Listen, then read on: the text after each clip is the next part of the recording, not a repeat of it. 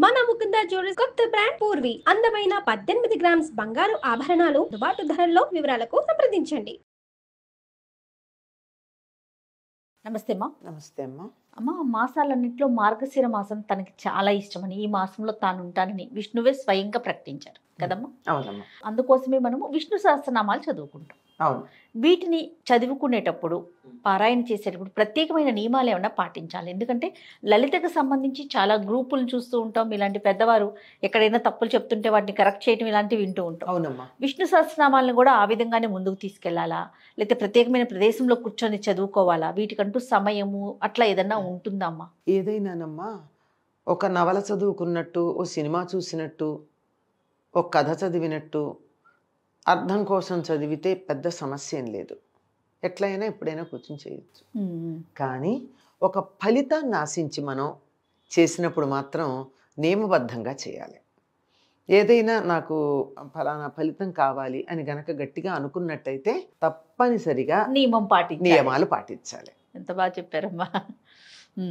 నియమాలు పాటించాలి. ఇలా ఇప్పుడు నాకేదో ప్రత్యేకంగా విష్ణు సహస్రనామానికి సంబంధించి మాత్రం చెప్తారమ్మా. ఎక్కువగా లలిత ఈ మధ్య అక్కడక్కడ చెప్తున్నారు, కానీ ఇంతకుముందు నేను ఎక్కడ వినలేదు. ఈ నామం చేయడం వల్ల ఈ ఫలితం ఉంటుంది, ఈ నామం చేయడం వల్ల మీకు లౌకికంగా ఈ ఫలితం కలుగుతుంది అని అనడం నేను ఇంతకుముందు వినలేదు. మరి ఇప్పుడు చెప్తున్నారు లలితకి సంబంధించి. కానీ విష్ణువుకి సంబంధించి మాత్రం చాలా కాలంగా వింటున్నాం. మీకు ఫలానా ఏదైనా లౌకికమైనటువంటి కోరికలు ఏమి కావాలన్నా తీరాలంటే విష్ణు సహస్రనామం పారాయణ చేయండి అని చెప్తున్నారు. విష్ణు సహస్రనామంలోనే చివర ఉత్తరపీఠిక అని చెప్తారు, దాన్ని ఫలశ్రుతి అని కూడా అంటాం. అందులో దీన్ని పఠించటం వల్ల శ్రద్ధాభక్తి సమన్విత, శ్రద్ధ ఉండాలి, భక్తి ఉండాలి, దానివల్ల ఫలితం ఉంటుందన్నారు.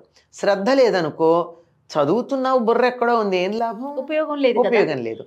భక్తి అవుతుందా లేదా అని కాదు, అవుతుంది అని నమ్మకం ఉండాలి. అది ఉండి కనుక చదివినట్టయితే వేదాంతగో బ్రాహ్మణ స్యాత్, బ్రాహ్మణుడు వేదాంతి అవుతాడు. అంటే వేదాలలో ఉన్నటువంటి విషయాలన్నీ బాగా తెలుస్తాయి. వేదాంతం అంటే ఇప్పుడు మనం అనుకునేటటువంటి మెట్ట వేదాంతం కాదు, ఉపనిషత్ జ్ఞానం అది కలిగిన వాడు అవుతాడు. క్షత్రియో విజయీ భవేత్, క్షత్రియుడి విజయాన్ని పొందుతాడు. వైశ్యో ధన సమృద్ధ స్యాత్, వైశ్యుడు ధన సమృద్ధిని పొందుతాడు. శూద్రో సుఖం అవాప్నుయాత్, శూద్రుడు సుఖాన్ని పొందుతాడు. అంటే ఈ 4 ఫలితాలు ఆశించేవాళ్ళు, ఆయా వర్ణాల వాళ్ళు ఇవే కోరుకుంటారు. కులాలు కావు, గుర్తుపెట్టుకోండి. ఇక్కడ ఉన్న పదాలు ఏవి కులానికి సంబంధించిన 4 ఉన్నాయి. కులాలు ఎప్పుడో 1970లో మండల్ కమిషన్ లెక్క ప్రకారం 3000 పైన ఉన్నాయి కులాలు కదా, ఉపకులాలు కాకుండా. అందువల్ల కులాలకి వర్ణానికి ఎక్కడా సంబంధం లేదు. అందుకని ఈ గ్రంథాలు చదివేటప్పుడు ఇక్కడ ఉన్న బ్రాహ్మణ శబ్దం వర్ణానికి సంబంధించింది కానీ కులానికి సంబంధించింది కాదు. అప్పుడు మాత్రమే మీరు అర్థం చేసుకుంటారు. అది అర్థం. కనుక వేదాంతి అవుతాడు. అంటే వేదం యొక్క అర్థాన్ని బాగా తెలుసుకుని అందులో ఉన్న పరమార్థం కోసం ప్రయత్నం చేసేవాడు అవుతాడు. క్షత్రియుడికి ఎప్పుడు విజయం కావాలి, విజయం వస్తుంది.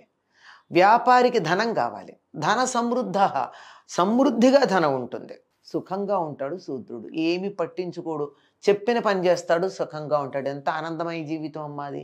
అదే కావాల్సింది అసలు నిజానికి. ధనార్థి ధనమవాప్నుయాత్, సుఖార్థి సుఖమ అంటే ధనం కావాల్సిన వాడు ధనం, సుఖం కావాల్సిన సుఖం, ప్రజార్థి సంతానం కావాల్సిన వాడికి సంతానం, ఇలా ఏది కోరుకుంటే అది, కీర్తి, ఇలాంటివన్నీ లభ్యమవుతాయని ఉంది.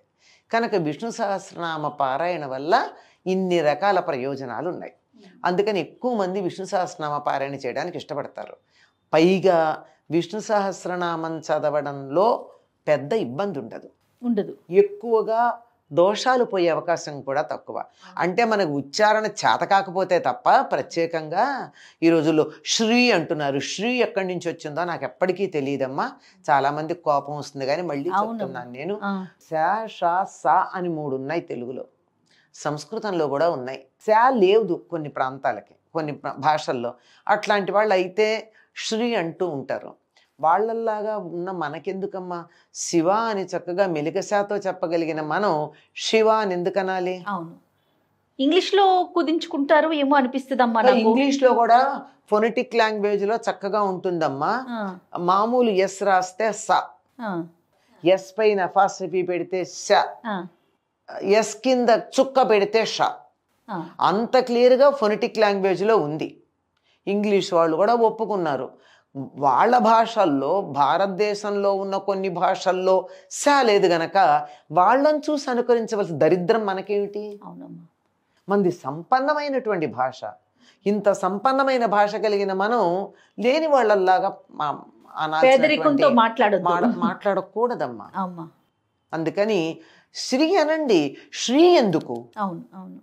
అలాంటివి ఎక్కడో ఒకటి రెండు తేడా ఉంటాయి తప్ప అది తెచ్చిపెట్టుకున్న వ్యవహారాలు మిగిలినవన్నీ చక్కగా అందరూ ఉచ్చరించదగినవి.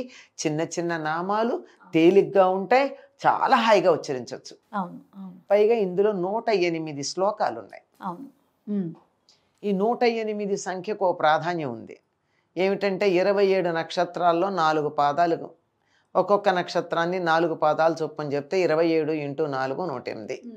అందుకని విష్ణు సహస్రనామ పారాయణ చేస్తే ఎవరి నక్షత్రం ఏదో దాన్ని బట్టి ఆ శ్లోకానికి ప్రాధాన్యం ఇచ్చుకుంటూ చదవాలని చెప్తారు. అంటే ఆ శ్లోకాన్ని 3 సార్లు చదవటమో ఏదో అట్లా.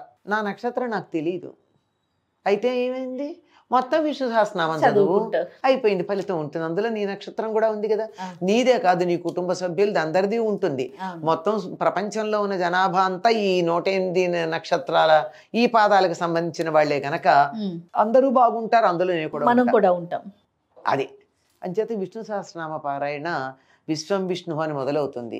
ఈ విశ్వమంతా విష్ణువే, సర్వాంతర్యామి అయినటువంటి విష్ణుని నేను ప్రార్థిస్తూ ఉన్నప్పుడు సర్వాంతర్యామిగా ఉండేటటువంటి వాడు అందరికీ మేలు చేస్తూ అన్ని రకాలైన మేలు ఆయనలోనే ఉంది కనుక నాకు కావాల్సిన మేలు నాకు చేస్తాడు. ఉదయం చదువుకోవాలి, సాయంత్రం చదువుకోవాలి, ఇట్లా ఏదైనా నియమం ఉందమ్మా విష్ణు సహస్రనామాలు పఠనం చేసేటప్పుడు? ఏదైనా సరే పఠనం చేసేటప్పుడు, పూజలు జపాలు ధ్యానాలు ఇలాంటివి చేసేటప్పుడు ఉదయం నుంచి మధ్యాహ్నం 12 లోపల చేయాలమ్మా. 12 మళ్ళీ చేయదలుచుకుంటే 3:30 4 గంటలకు మొదలుపెట్టి రాత్రి 7:30 8 ఆ ప్రాంతాల దాకా చేస్తారు. ఇది సామాన్యమైనటువంటి గృహస్థులందరూ చేయాల్సిన నియమం. లేదు మేము ఇంకా చాలా ఎక్కువగా చేస్తాము అనుకున్నట్టుగా రాత్రి దాకా కంటిన్యూ చేయొచ్చు. అఖండనామాలు అట్లాంటివి ఏమైనా ఒక దీక్షగా పెట్టుకుని అఖండ విష్ణు సహస్రనామ పారాయణ ఇలాంటివి పెట్టుకుంటారు కదా, అట్లా చేస్తే చెయ్యొచ్చు. లేకపోతే మాత్రం మిట్ట మధ్యాహ్నం ఒక 2 జాముల పాటు వదిలేయాలి మన కొంతసేపు. అది రాక్షసులకి సంబంధించింది కనుక ఆ సమయంలో చేసిన కార్యాల ఫలాలన్నీ రాక్షసులకి చెంది వాళ్ళని బలవత్తరంగా చేస్తాయి. వాళ్ళు ఎక్కువ బలం పొందితే మనకి ఏం లాభం అమ్మా. అందుకని ఆ సమయంలో చేయకూడదు, ఎప్పుడు అయినా చేసుకోవచ్చు. మార్గశిర మాసానికి విష్ణు సహస్రనామాలకి ఉన్న సంబంధం అమ్మా? విష్ణువు ప్రధానంగా ఈ మాసం నాకు సంబంధించింది, తన విభవం ఇందులో ఉంటుందని చెప్పాడు. ఇప్పుడు భగవద్గీతలో చెప్పిన చోట ఆయన వైభవం గురించి చెప్పిన చోట కదా ఆయన చెప్పింది. అవునవును. నేను మార్గశిర మాసం నాకు సంబంధించింది అన్నాడు అంటే ఆయన యొక్క వైభవం బాగా కనపడుతుంది అని అర్థం. అందుకని మార్గశిర మాసంలో ఆయన గనక మనం పూజించినట్టయితే బాగుంటుంది. దానికి కూడా ఇంకొక కారణం కూడా మనం ఊహించుకోవచ్చు, ఎక్కడా చెప్పలేదు. కానీ కార్తీక మాసంలో ఆయన క్షీరాబ్ది ద్వాదశి నాడు ఆయన ఉత్థాన ఏకాదశిని చెప్పి నిద్రలేస్తాడు, యోగ నిద్ర నుండి అంటాం కదా. నిద్ర నుంచి లేచిన కొంచెం సేపటికే కదా మార్గశిర మాసం వస్తుంది. చాలా తాజాగా ఉంటాడు, నిద్రపోయి ఫ్రెష్గా ఉంటాడు. ఆ సమయంలో మనం పిలిస్తే తొందరగా పలుకుతాడు అలిసిపోయినప్పటికన్నా. అని నేను వ్యక్తిగతంగా చెప్తున్నానమ్మా, అదే శాస్త్రాల్లో ఎక్కడా లేదు. ఆయన ఉత్థాన ఏకాదశి వరకు ఉంది కానీ ఆయన పిలుపు బాగుంటుంది, పిలిస్తే త్వరగా పలుకుతాడని నేను చెప్తున్నమాట, అంతే. ఇది వ్యక్తిగతంగా నా అభిప్రాయం. అమ్మ, అక్షర దోషాలు లేకుండా చదువుకోవాలంటే ఎట్లా అమ్మ? అక్షర దోషాలు లేకుండా చదువుకోవాలంటే ముందు 56 అక్షరాలు రావాలమ్మా ఉచ్చరించటం. ఫా పలకడం రావాలి. ఫా పలుకుతాం మనం, తేడాకు తెలుస్తోందా? అవును. ఫా అంటే పై పళ్ళ కింద పెదవు పెడితే ఫ. 2 పెదవులు ఇలా కలిపి ఒక్కసారి గాలి వదిలితే ఫ. ఈ ఫా నేర్చుకోండి, శాచాలు నేర్చుకోండి. నేర్చుకున్న తర్వాత జాగ్రత్తగా అయిపోయిన బాల్ పెన్ కానీ, లెడ్ కనపడకుండా పోయిన పెన్సిల్ కానీ తీసుకుని, లేదా ఒక పుల్ల ఏదంటే మన టూత్ పిక్ లాంటిదైనా, టూత్ పిక్ ఎడ్జ్ షార్ప్గా ఉంటుంది కనుక వద్దని చెప్తున్నాను, అంతే. ప్రతి అక్షరం మీద అది పెట్టుకుంటూ అక్షరం చదవడం నేర్చుకోండి. మనకున్నటువంటి ఒకానొక మనస్తత్వం ఎవరికైనా ఉంది. అది ఏమిటంటే, పెద్ద పదం ఉందనుకో, మొదటి అక్షరం కానీ రెండో అక్షరం కానీ చదవంగానే తర్వాత పదాన్ని మనం ఊహించేసుకుంటాం. అవును. అది జరిగిపోతూ ఉంటుంది. అందువల్ల ప్రతి అక్షరం చదవడం నేర్చుకోండి. చదవడం ప్రారంభించిన కొత్తల్లో నా గొంతు వినపడాలని తాపత్రయపడకండి. చెవితో వింటూ నోటితో నెమ్మదిగా చదువుకోండి. అప్పుడు చెవితో వింటున్నప్పుడు నేను చదివేటటువంటి అక్షరం ఇది సరిపోయాయో లేదో తెలుస్తుంది. నా గొంతే వినపడాలనుకుంటే సరే, ఇది వినపడుతుంది కానీ లోపలికి ఎక్కదు కదా. ఇప్పుడు చాలా మంది సామూహిక పారాయణాలు చేసి కూడా తప్పులు ఎందుకు చదువుతారంటే నా గొంతు వినపడాలని తాపత్రయం. నీ గొంతు పర్ఫెక్ట్గా వచ్చాక వినిపించు, ఈ లోపల విను. వీటన్నిటినీ శృతులు అన్నారు. అంటే విని నేర్చుకునేవి. వింటేనే స్పష్టమైన ఉచ్చారణ తెలుస్తుంది. ఎక్కడ ఆపాలో, ఎక్కడ కలపాలో, ఎక్కడ ఊనిక ఇవ్వాలో, ఎక్కడ వదిలేయాలో తెలుస్తుంది. ఎందుకమ్మా మనకి అసలు ఎంఎస్ సుబ్బలక్ష్మి గారు విష్ణు సహస్రనామాలు ఆ తల్లి గొంతుతో విన్నాము అంటే జన్మ గొంతు పెట్టుకుని, ఆవిడది గట్టిగా పెట్టుకుని, మనం పైకి అనకుండా పుస్తకం ఎదురుగా పెట్టుకుని అక్షరం అక్షరం మీద నేను చెప్పినట్టు పెన్సిల్ పెట్టుకుంటూ ఒక్క వారం రోజులు అభ్యాసం చెయ్యండి, చక్కగా వచ్చేస్తుంది. అక్షర దోషాలు ఉండవు. అప్పుడు ఎవరికి వెళ్ళాలో వాళ్ళకి ఎడుతుంది.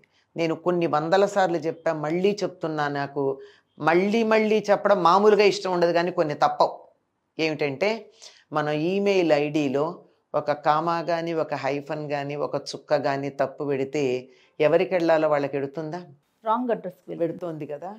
మరి అట్లాంటిది మనం దోషాలు చేస్తే మన అప్లికేషన్ ఎవరికి వెళ్ళాలో వాళ్ళకి ఎడుతుందా? పక్కనున్న వాళ్ళ దగ్గరికే ఈమెయిల్ ఐడి వెళ్ళకపోతే పైలోకంలో ఉన్న పరమాత్మ అంటే సర్వవ్యాపి ఇక్కడ కూడా ఉన్నాడు, లేడనడం లేదు, లెవెల్స్లో తేడా ఉంది కదా, పెడుతుందా? పర్ఫెక్ట్గా వెళ్ళాల్సిన చోటికి వెళ్ళాలంటే తప్పులు లేకుండా చదవాలి. ఇది నేను అందరికీ కొన్ని వందల సార్లు చెప్పా, మళ్ళీ చెప్తున్నా, అవసరమైతే ఇంకో కొన్ని వేల సార్లు చెప్తా.